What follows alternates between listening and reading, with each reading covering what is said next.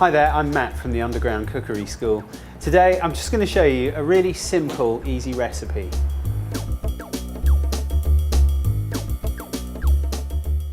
Hello, I'm going to show you how to cook a sirloin steak. It really is very simple. I'm using a griddle pan, but if you don't have a griddle pan, you can use just one of these, just a regular frying pan. I do like the griddle pan because you get the charring or the bar marks off of that. The first key to cooking on this is put it on the hob, bring it up to a really high temperature and just let it get really nice and hot.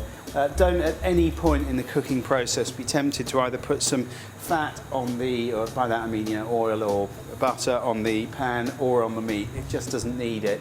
If it's hot enough, the proteins will not stick to the pan. So as soon as you're confident that you've done that, what I've done here is I've tenderized my steak, sirloin.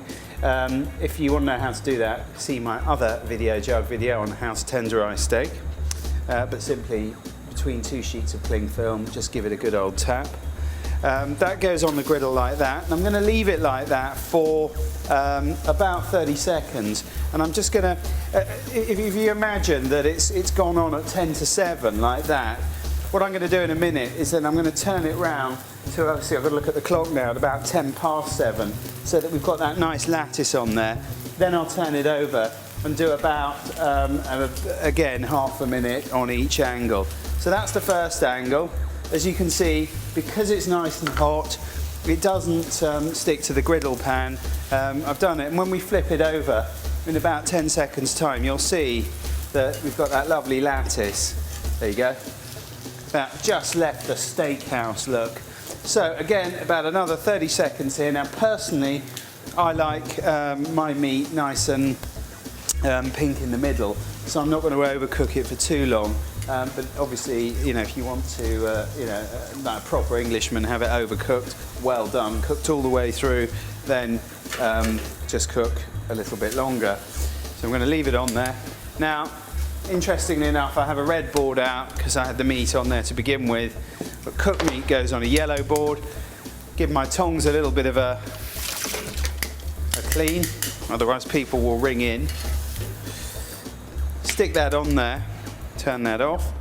And what happens now is, before you plate up, you should actually leave that steak for maybe 2 or 3 minutes just to, I've already talked to you about tenderizing, but just to re-tenderize it.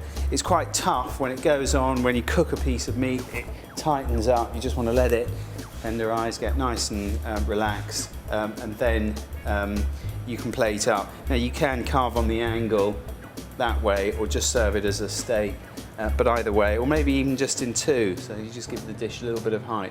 I'm going to plate that up, maybe rub a little bit of butter on top, which I think would be quite nice. Let's just do that now, just to make it nice and shiny and give it a bit of extra flavour. I'm going to plate that up and I'll see you in a sec. And that is how you cook a sirloin steak.